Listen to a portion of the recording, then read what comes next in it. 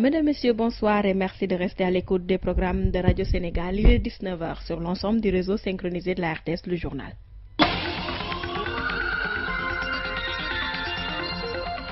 Les titres de cette édition: grogne des étudiants de l'université Gaston Berger de Saint-Louis. Ils déplorent de mauvaises conditions d'existence dans le campus de Sanar et le non-paiement des bourses. Pour se faire entendre, les étudiants ont décidé de manger désormais sans bourse déliée. Thierno Diallo nous appelle dans ce 19h. Et puis la maison d'arrêt de correction de Thiès qui étraîne un nouveau bâtiment. Ce quartier réservé aux mineurs est le fruit de la coopération entre le Sénégal et une association suisse dénommée Sourire d'enfants. Ce quartier a été inauguré ce matin par le garde des Sceaux, plutôt au ministre de la Justice. Les sports, nous serons en compagnie de Cheikh Tidiane Ndiaye, l'invité de la rédaction ce vendredi, Boniface Cacheux, conseiller juridique au ministère de l'Environnement sur la loi interdisant les sachets plastiques de faible micronage. À suivre en fin d'édition la revue de presse présentée par Arnaud Diouf. À la partie technique, Fatima Ndiaye Diop, devant ce micro, Elisabeth Agnès Sarr. Bonsoir à tous et bienvenue à cette édition. Les étudiants de l'université Gaston Berger de Saint-Louis ne sont pas du tout contents. Ils déplorent leurs conditions de vie dans le campus de Sanar. Pour se faire entendre, ces étudiants ont décidé de manger désormais sans bourse déliée. Dans la foulée, ces étudiants ont décrété le report de l'année académique, ce qui veut dire qu'ils ne vont plus aller en classe. Thierno Diallo. Retard de paiement de leur bourse, pénurie fréquente d'eau au campus, problème de wifi et d'hébergement. Les étudiants de l'université Gaston Berger de Saint-Louis étalent leurs maux. Aussi ont-ils décidé de décréter des journées sans ticket jusqu'au paiement de leur bourse et le report du démarrage de l'année académique 2015-2016. Daouda Mbaye est le président de séance de la coordination des étudiants de l'UGB. À l'université Gaston Berger de Saint-Louis, il arrive qu'un étudiant sèche ses cours parce que tout simplement il n'a pas d'eau pour se laver. Toujours à l'UGB de Saint-Louis, des étudiants meurent de soif parce qu'ils n'ont pas d'eau. Aujourd'hui, l'université Gaston Berger de Saint-Louis compte 3550 lits pour un effectif toujours de 13 000 étudiants. Nous avons aussi alerté le ministre à l'urgence d'avoir un wifi opérant parce que tout simplement le système LMD a comme socle cuirassé la recherche. Nous n'allons jamais accepter les nouveaux bacheliers tant qu'au préalable des bâtiments préfabriqués ne sont pas aménagés ici à l'UGB. En attendant l'achèvement des travaux de construction de 2000 lits,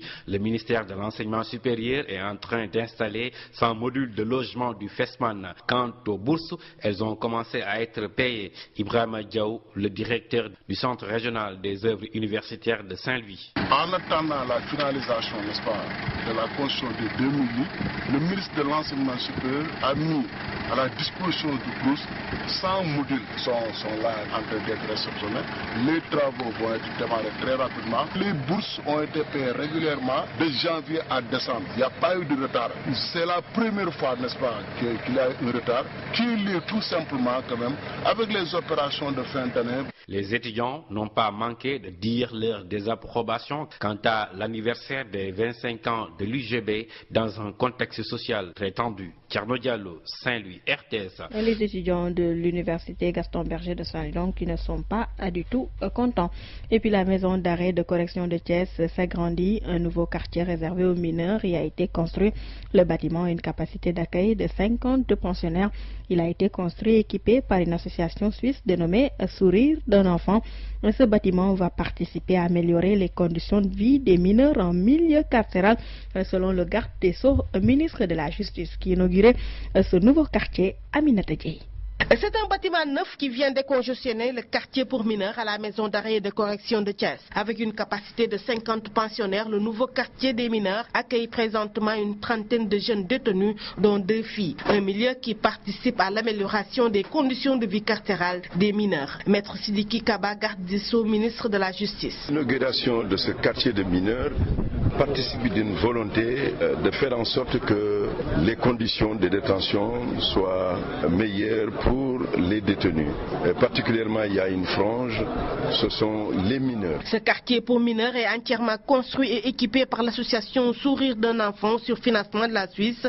Depuis 25 ans, cette association participe à l'accompagnement des détenus pour faciliter leur évolution en milieu carcéral. Madame Nelly Robin, présidente de l'association Sourire d'un enfant. L'association l'association pour le sourd d'un enfant intervient à la MAC de Thiès depuis 25 ans maintenant, principalement à destination des mineurs, mais aussi pour l'ensemble des détenus, notamment par une aide alimentaire et médicale. Et depuis quelques années, enfin depuis 3 ans maintenant, en plus des activités habituelles, on a initié une approche particulière, justice réparatrice et pratique de l'escrime, pour, comme l'a bien dit monsieur le garde des Sceaux, préparer ces mineurs à leur vie future et les réconcilier avec eux-mêmes et avec leur famille. D'autres actions sont également prévues par l'association Sourire d'un enfant pour la maison d'arrêt et de correction de Thiès. Il s'agit notamment de la réhabilitation des anciens locaux des mineurs qui seront affectés aux jeunes détenus âgés entre 18 et 21 ans. Aminata Dieye, Thiès, RTS. Merci beaucoup Aminata Dieye. Et puis la semaine nationale de collecte des sachets plastiques entamée en début de semaine se poursuit à Kolda. Le service régional de l'environnement et les communautés ont mené des opérations de ramassage des sachets plastiques dans toute la ville. Les populations ont aussi été sensibilisées sur la loi interdisant les sachets plastiques de faible micronage. Moussa Banora. Suite à son adoption par l'Assemblée nationale et sa promulgation par le président de la République, la loi 2015-09 relative à l'interdiction et à la gestion rationnelle des déchets plastiques commence à être bien respectée à Kolda. La semaine du ramassage des déchets plastiques, notamment la journée du vendredi 8 janvier, a permis aux acteurs intervenant dans ce domaine de mieux véhiculer le message à l'endroit des populations. Mam Fatou Sedi, chef de la division régionale de l'environnement et des établissements classés de Kolda. Au niveau de la gare, vous savez qu'il y a beaucoup de sachets plastiques qui ne favorisaient pas le cadre de vie. Maintenant, nous sommes ici derrière la maison d'arrêt de correction pour également faire cette même activité ici. La loi a été votée, entrée en vigueur. Ce qui nous compte en tant que service technique chargé de l'environnement, c'est de veiller à l'application de cette loi par les citoyens. Raison pour laquelle nous avons organisé ces activités pour quand même informer et sensibiliser les Koldoises et les Koldois à appliquer cette loi. Mam Fatou Sedi, chef de la division régionale de l'environnement et des établissements classés de Kolda, de préciser le sort réservé à ces déchets plastiques. L'ensemble de ces déchets plastiques vont être stockés dans un lieu sécurisé pour être recyclé, valorisé. La mairie est en train d'aménager un site récupération. D'ici lundi, l'aménagement sera terminé et que l'ensemble des déchets-là vont être stockés là-bas en attendant qu'on puisse les récupérer pour les valoriser. D'autres moyens et canaux de sensibilisation des populations sont prévus pour un changement de comportement de ces dernières. Kolda, Moussa Banora, RTS. Merci beaucoup Moussa Banora. 16 feux de brousse ont été maîtrisés par les brigades anti-feu créées par l'association des agriculteurs et éleveurs du Bundu. Mission accomplie pour cette association malgré ses faibles moyens matériels. Le porte-parole de l'association Opa Giro au micro de Ibrahima Omar Balde. Nos gens ont décidé de lutter contre ces feux-là en s'organisant en brigades. Donc les villages ont été répartis en 15 zones, chaque village participant à une ou plusieurs zones d'extinction des feux. Et ces brigades ont la charge, chaque fois qu'on peut se déclarer dans leur zone, de le prendre en charge et de faire tout pour l'éteindre. Et ils sont aussi entendus pour faire des pénalités pour les villages qui n'accepteraient pas d'y participer. Une pénalité de 20 000 francs pour les gros villages et puis 10 000 francs pour les autres villages.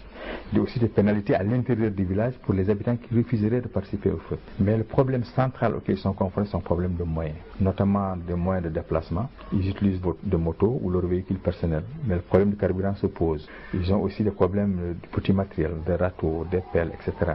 Il y a aussi le problème des pare-feux. Et ça, c'est vraiment l'État qui peut aider à le faire avec des gros engins, ces feux-là. Ils sont générés par les transports routiers ou par le chemin de fer, par les trains ou par les voyageurs au bord de route, mais aussi par les transhumants. C'est pourquoi ils avaient décidé, ils ont fait un appel pour que les transhumants ne campent plus en pleine brousse, que quand ils viennent, qu'ils campent auprès du village. Comme ça, s'il y a un feu qui se déclare là, après leur départ, les gens peuvent le prendre en charge. Il y a eu 16 feux de brousse qui ont été déclarés et les villages les ont pris en charge. Ils n'ont pas pu se propager comme dans le passé.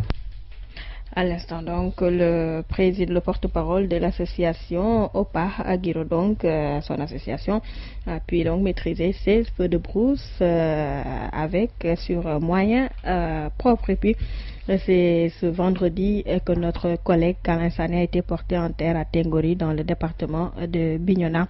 Alain Sané, journaliste au journal Parler de Radio Sénégal, est décédé le 1er janvier dernier des suites d'une maladie. Alain Sané faisait partie de la 23e promotion au Bédio du CESTI. Alain Sané a d'abord été journaliste à Sud FM avant d'intégrer la RTS, plus précisément la rédaction de Radio Sénégal.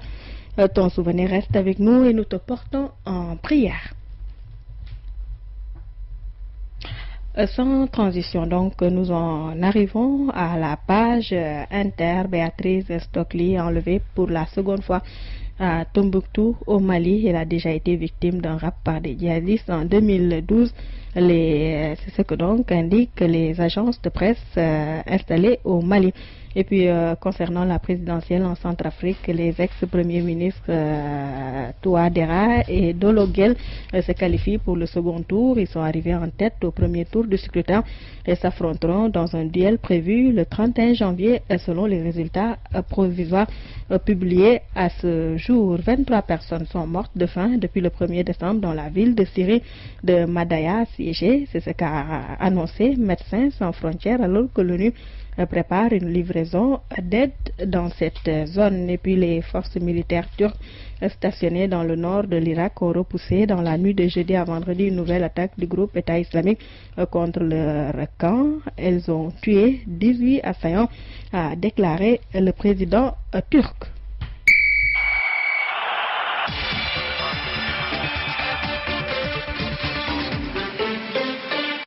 Nous en arrivons au sport et nous sommes en direct avec Cheikh Tidiane Ndiaye. Bonsoir Cheikh Tidiane. Bonsoir Elisabeth. Nous démarrons avec du football. Oui, avec la 8e journée de la Ligue 1 sénégalaise programmée à partir de demain samedi. Au stade Aline Sitoé Diatta, le premier match qui se joue à partir de 16h, le Casa Sport qui reçoit l'Union sportive de Ouakam. Et au stade Demba Diop, 2 matchs sont au programme. Gorée Jaraaf suivi à 18h de Douane Linguère de Saint-Louis, suite et fin dimanche. À Mbour, le stade de Mbour qui accueille Djambar, c'est à 16h30 le derby de la Petite Côte qui va se jouer au stade Caroline Faye à 17h ici à Demba Diop Ngor qui joue contre Mbour Petite Côte à Albouri Ndiaye de Louga. Le leader Ndiambour reçoit la Lanterne Rouge Sénéwor. Et puis au stade Amadou Barry, Guédiawaye Football Club qui fait face à Niary Tally. Ce sera à partir de 16h30. Également la Ligue 2 joue sa 8e journée ce week-end. En ouverture demain samedi, le derby des centres de formation Génération Foot qui fera face à Dakar Sacré-Cœur. C'est à partir de 16h au stade Denis Biram Ndao, le fief de Génération Foot. Au stade Amadou Barry, Duc Etix à 15h et à 18h, Tenguej FC Ndarguej. Dara accueille l'ASFA, ce sera au stade Bassirou Ndiaye de Dara à 16h30. Et puis la suite, c'est dimanche, Kayor Foot Mbarguej au stade municipal de Tivaouane.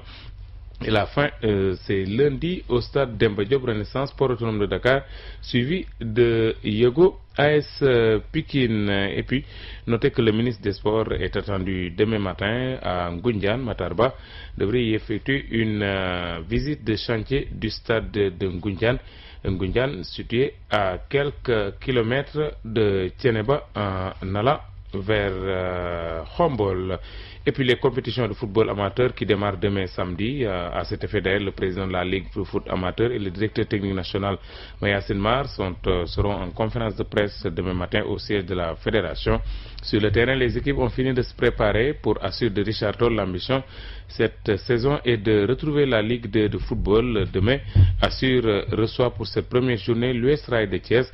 Voici le coach de Assur, Ibrahim Diallo, au micro de Mbaye Diop. Nous, on est fin prêt depuis le mois de novembre. On joue dans le championnat amateur, mais on est une équipe professionnelle. On a fait des recrutements, des joueurs de valeur. Et vous verrez bien que demain, DSRAI ne verra que du feu. On est fin prêt. Toute équipe qui va se déplacer, qui viendra ici à Richard Toll, ne verra que du feu. Nous avons recruté de grands joueurs. Des joueurs de Ligue 1 et de Ligue 2. On a travaillé depuis le mois d'octobre. On a joué des matchs. Les sportifs de Richard Toll seront très heureux demain matin à 18h à la fin du match. On a la compagnie sucrière qui est derrière nous, qui s'occupe de nous financièrement et qui gère tous nos déplacements. On n'a pas de souci. Si l'équipe joue bien et gagne, il y aura le public. Si on joue mal, on n'aura pas de public. Ça, c'est le Sénégalais qui est comme ça. Mais je pense que demain, on verra. Demain, on verra. Donc, Ibrahim Diallo, le coach d'Assur, sur la première journée, Assur de Richard Toll, qui veut retrouver la Ligue 2 et qui reçoit dès cette première journée de foot amateur l'US Rail de Thiès. Et puis en Europe, la 20e journée de la Ligue 1 française. Un seul match ce soir, dans une quinzaine de minutes, le Paris Saint-Germain, leader avec 51 points, qui joue contre le FC Bastia, 16e avec 22 points. Les autres D'autres matchs sont programmés demain et dimanche. Demain à 19h, Monaco-Ajaccio, Montpellier-Bordeaux, Rennes-Lorient. Et auparavant à 16h, Lyon joue contre Troyes. Et puis en Espagne, c'est la 19e journée ce week-end. Demain, deux matchs importants. Leader Barcelone qui fait face à Grenade, c'est à partir de 15h. Et puis le Real Madrid à partir de 19h30 qui fait face à la Deportivo La Corogne. 17h15, Getafe Real Betis. En Angleterre, c'est la FA Cup qui est en vedette. Manchester United qui fait face à Sheffield United, Norwich City, Manchester City, Southampton qui reçoit Crystal Palace, Arsenal, Sunderland et Watford qui joue contre Newcastle, entre autres matchs programmés demain en Angleterre. La page des sports présentée en direct par Cheikh Tidiane Ndiaye, merci. À la rubrique environnement du vendredi reçoit un invité, Boniface Cacheux, conseiller juridique du ministère de l'Environnement et du Développement durable. Il fait le point sur la mise en œuvre de la loi interdisant les sachets plastiques de faible micronage. Boniface Cacheux reconnaît que la mesure est généralement bien respectée, mais il faut une plus grande campagne de communication pour éviter tout malentendu.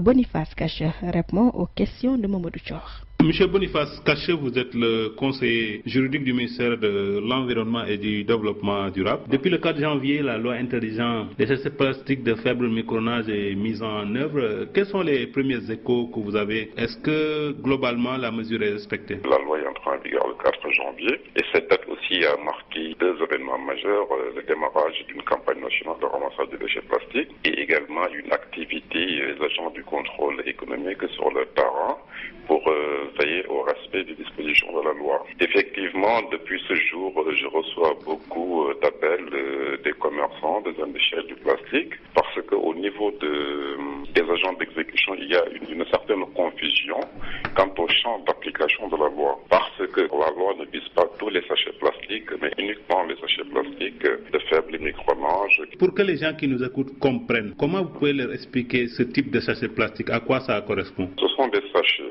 qui ont un micronage inférieur à 30 microns, c'est-à-dire ce sont des sachets très légers et qui ont dans leur partie supérieure une découpe sous forme de bretelle ou une ouverture qui permet le transport facile par la main. Donc cette définition exclut les sachets qu'on appelle communément des sachets alimentaires, c'est-à-dire les sachets qu'on utilise pour vendre les sachets d'eau par exemple, les sachets qu'on utilise dans le commerce au détail, les sachets à usage médical et ainsi de suite. Mais malheureusement sur le terrain, il paraît que les agents ne font pas trop la distinction et qu'ils englobent dans l'interdiction tous les types de sachets plastiques. Depuis que la loi a été votée à la mi-2015, ça a pris quelque chose comme 8 mois. Vous n'avez pas pris le temps de mieux expliquer tout cela? On a déroulé une campagne de communication. Peut-être qu'elle ne s'est pas faite comme elle aurait dû l'être. Ce n'est pas trop tard parce que dans les jours qui viennent, on va réfléchir à une nouvelle stratégie de communication dans laquelle on va impliquer bien évidemment les industriels et les commerçants pour que le plus grand nombre de personnes sachent que l'objet de la loi, c'est justement d'interdire ces sachets qui ont un potentiel de nuisance considérable, mais d'un autre côté également de promouvoir l'industrie du recyclage, parce que vous savez, avec le plastique, il est possible de faire énormément de choses et déjà il y a un secteur actif très dynamique ici même au Sénégal. Cela nous amène à parler des mesures d'accompagnement que vous préconisez à côté de l'interdiction. Ce sont lesquelles? On reproche à la loi de ne pas proposer une solution alternative, mais encore pour proposer une solution alternative, faudrait-il que la loi instaure une interdiction absolue. Les sachets plastiques qui ont une épaisseur supérieure à 30 microns seront toujours disponibles. Les Sénégalais pourront recourir, utiliser ces sachets. La seule chose qui va changer avec l'entrée en vigueur de la loi, c'est que ces sachets plastiques ne pourront plus être distribués ou donnés gratuitement.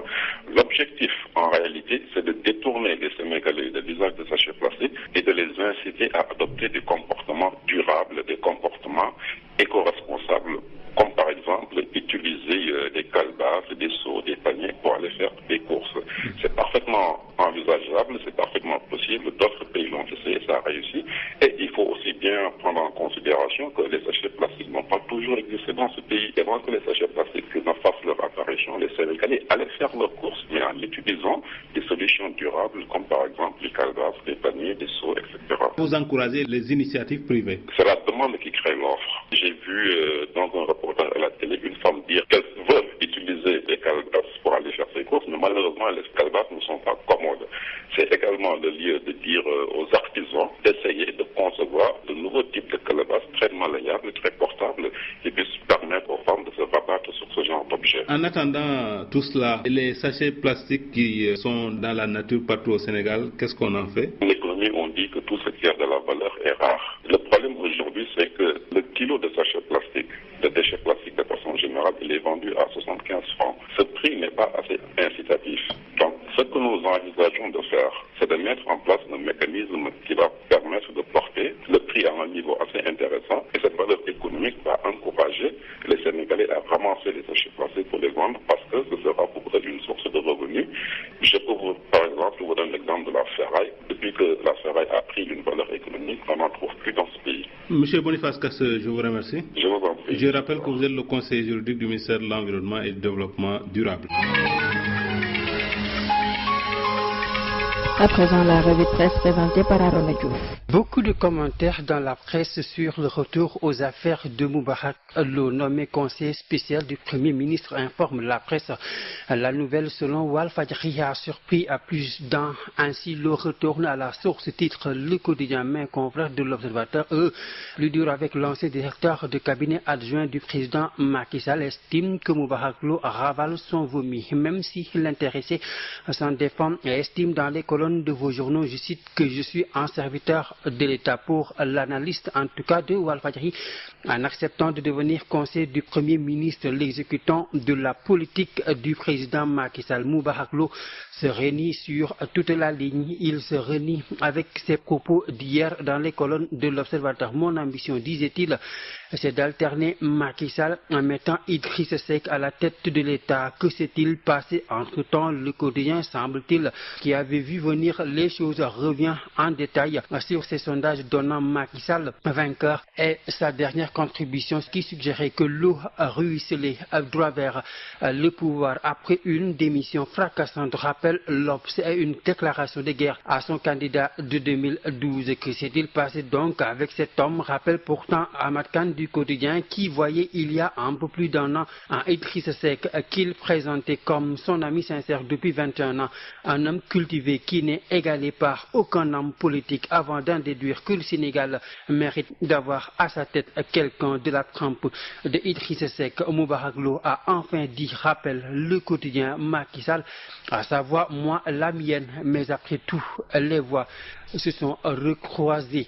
Économie, le taux de croissance du Sénégal qui fait débat avec cette question du Témoin quotidien. Amadou Ba a-t-il vendu une fausse croissance au président de la République et au peuple sénégalais? Une question selon le journal qui ne apparaît pas saugrenue parce que le chef de l'État a été embarqué dans cette dynamique tracée par l'argentier de l'État, le FMI donc, qui contredit Amadou Ba et parle d'un taux de croissance de 5,9% en 2016. Le Soleil lui préfère parler de réajustement, oui, parce que dans un rapport publié, le FMI fait une projection de 5,1% de croissance en 2015 pour le Sénégalais. Une semaine auparavant, le président de la République Macky Sall avait annoncé lors de son discours de Nouvel An un taux de 6,4%. Afin donc d'apporter des éclairages, le quotidien national donne la parole à Boileau Loco, le représentant résident du FMI à Dakar, qui explique qu'il n'y a pas de contradiction entre ces deux chiffres. La différence, explique-t-il, résulte tout simplement du fait